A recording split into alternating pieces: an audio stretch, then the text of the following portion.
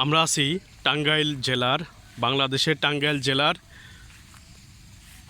দিলদুয়ার থানার অত্যন্ত সুদর্শন একটা গ্রামের নাম হচ্ছে বান্দাবাড়ি। যে গ্রামে প্রচুর পরিমাণে ধান হয়, প্রচুর পরিমাণে ভুট্টা হয়, মানে অনেক কিছুই হয়, কৃষিজ পণ্য। তো আমরা আজকে যেটা দেখাচ্ছি সেটা হচ্ছে ধান নিয়ে। এইখানে বর্তমানে যে অবস্থায় আছে ধানগুলা, আমরা একটু খেয়াল করি। এই হচ্ছে বিশাল দূরে একটা রোড দেখা যায়, বাট দূরে রোডের আগে পর্যন্ত এই হচ্ছে বিশাল ধানের আবাদি জমি। প্রচুর পরিমাণে, যত দূর চোখ যায়, প্রচুর পরিমাণে ধানের আবাদি জমি এখানে আমরা দেখতে পাচ্ছি। এখন এই ধানগুলা বর্তমানে যে অবস্থায় আছে, এটা হচ্ছে আসলে ইরিধানের বর্তমান যে অবস্থায় আছে সেটা হচ্ছে, আমরা একটু ক্লোজলি দেখি। এই হচ্ছে অবস্থা। মোটামুটি একটা ধানটা আসতে সময় লাগে হচ্ছে কত 3 মাসের মতো সময় লাগে। এখন মাঝামাঝি পর্যায়ে আছে। পরবর্তীতে এইখান থেকে আমরা একটু যদি দেখি, এইখান থেকে পরবর্তীতে শীষ গজাবে। শীষ গজানোর 1 মাস পর আশা করছি, যেহেতু মাঝামাঝি আছে 3 মাস, তার মানে কত 45 দিন হয়ে গেছে, 1.5 মাস। তো 1.5 মাসের আর 15 দিনের মধ্যে শীষ চলে আসবে। শীষ আসার পরে এটা মোটামুটি 20 থেকে 30 দিনের মধ্যে সেই ধানের চারাগুলা থেকে যে শীষটা বের হয়েছে সেটা ম্যাচিউরড হয়ে যায়।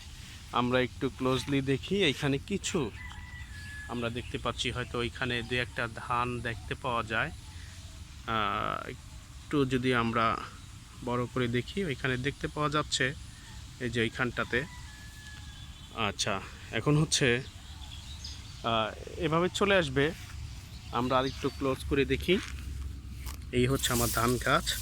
তো আমার এই ভিডিওটা নর্মালি হচ্ছে যারা কখনো এরকম ধানের উৎপাদন দেখেনি, যে কিভাবে এগুলা হচ্ছে, বেসিক্যালি তাদের জন্যে।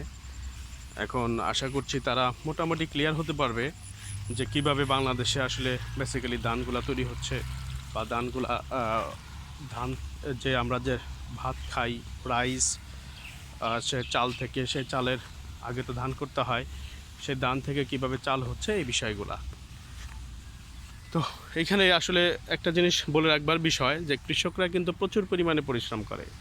এই যে রোদ, তারপর প্রচুর পরিমাণে পরিশ্রমের জন্য যেটা হয় যে বেসিক্যালি প্রথমে জমিটা প্রিপেয়ার করতে হয়, তারপর চারা এক জায়গায় করতে হয়, সেই চারা নিয়ে এসে এখানে লাগাতে হয়।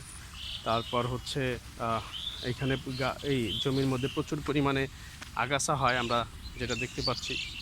অ্যান্ড সেই আগাছা হওয়ার কারণে ধানের ক্ষতিগ্রস্ত হতে পারে। এই কারণে সেগুলোকে পরিষ্কার করতে হয়, ফার্টিলাইজার ইউজ করতে হয়। দেন হচ্ছে ইনসেক্টের আক্রমণ ঘটে, তো পেস্টিসাইড ইউজ করতে হয়। তো সব মিলিয়ে টাইম টু টাইম এই কাজগুলা করা হয়। তো সবগুলা মিলিয়েই তারা, যদিও শিক্ষিত না অতটা, বাট তারা তাদের এক্সপিরিয়েন্স দিয়ে, অভিজ্ঞতা দিয়ে তারা কিন্তু এইগুলা করছে, মানে একেবারে রেডি করছে, এবং তারা ভালো ফলনও পাচ্ছে। তো ধন্যবাদ জানাচ্ছি সবাইকে। আশা করছি মোটামুটি বুঝতে পেরেছি। এই হচ্ছে বিষয়। তো ধন্যবাদ সবাইকে।